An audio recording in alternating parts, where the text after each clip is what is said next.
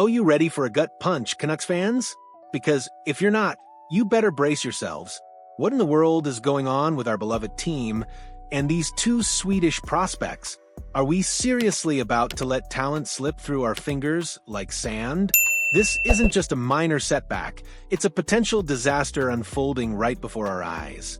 The looming deadline, a ticking time bomb for the Canucks. Welcome back to the channel, everyone. Today, we've got an exclusive that's going to hit you right in the feels. The clock is ticking, and I mean really ticking for the Vancouver Canucks. We're on the precipice of losing two promising Swedish prospects if general manager Patrik Allvin and his team don't act fast before Sunday. Can you believe it? Sunday. That's just days away.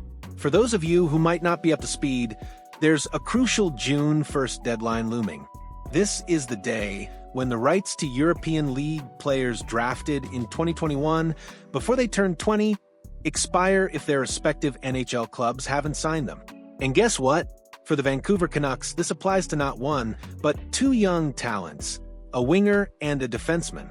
We're talking about right winger Lucas Forsell, drafted 201st overall in the 7th round of the 2021 draft, and defenseman Hugo Gabrielson, selected 169th overall in the 6th round of the same draft.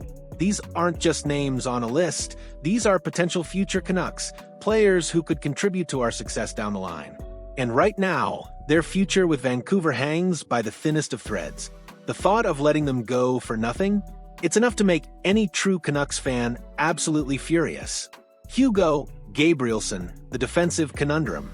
Let's dive deeper into Hugo Gabrielson first. He's a 22-year-old, 6-foot, 1 left-shot defenseman. Since being drafted by the Canucks, he's primarily been playing in Hockeyallsvenskan, which is Sweden's second-tier hockey league. Think about it. A player drafted by an NHL team, spending almost all his time in a secondary league. Is that the kind of development path we want for our prospects? Gabrielson did get a taste of the SHL, Sweden's top league, playing one game for Frölunda HC back in 2021. But beyond that single appearance, his professional career has been exclusively with Västervik IK and Nybro Vikings, if in Hockeyallsvenskan. Over 4 seasons, he's put up 10 goals, 40 assists, and 50 points. Those aren't eye-popping numbers, but they're solid for a defenseman in that league. Now here's the kicker with Gabrielson. According to Elite Prospects, his contract in Sweden runs all the way until the 2026-27 season. And get this, he's not eligible for relegation.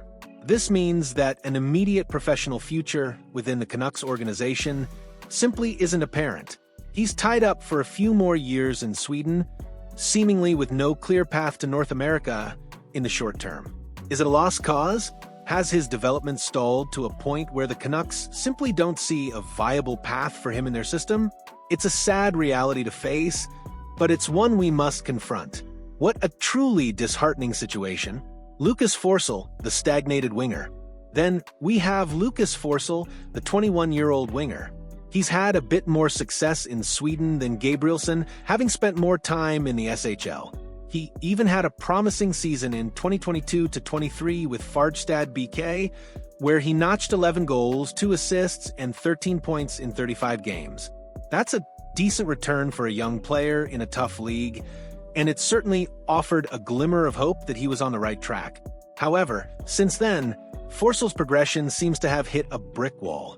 In his last 92 regular season games with Färjestad, he's only managed to put up 8 goals, 8 assists, and 16 points. Let me repeat that: 16 points in 92 games. For a promising offensive prospect, that's just not the kind of growth you want to see. It suggests a stagnation in his development, a halt to what once seemed like a promising trajectory. While Forsell's professional experience in Sweden could, in theory, be beneficial for the Canucks at the AHL level, the lack of significant progress has likely made the Canucks hesitant to commit to an NHL contract. It's a tough call, no doubt, but the NHL is a brutal league, and you need to see consistent improvement from your prospects. Have the Canucks simply decided that Forsell hasn't shown enough to warrant a contract at this stage? It's a hard pill to swallow, but it's a decision that must be made before Sunday. The contract crunch, a looming roster headache. Now, some of you might be thinking, hey, the Canucks have plenty of contract slots available, right? And you'd be partially correct. The Canucks currently have 18 available contract spots. Sounds like a lot, doesn't it? But here's where the reality check comes in. Those spots are going to disappear, and quickly.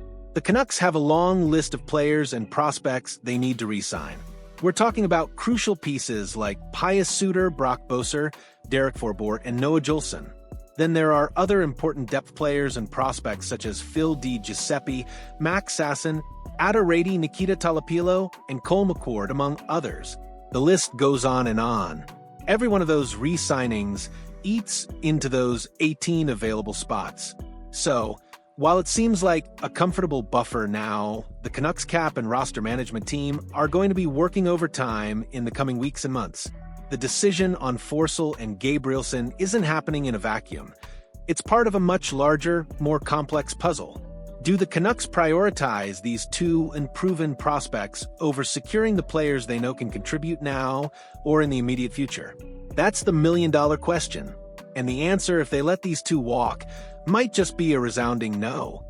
Can you imagine the frustration if these players go on to have successful careers elsewhere? It would be a slap in the face to every loyal Canucks fan.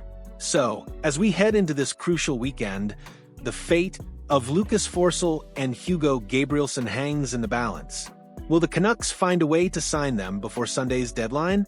Or will they let these two Swedish prospects walk, becoming yet another what if in the team's history?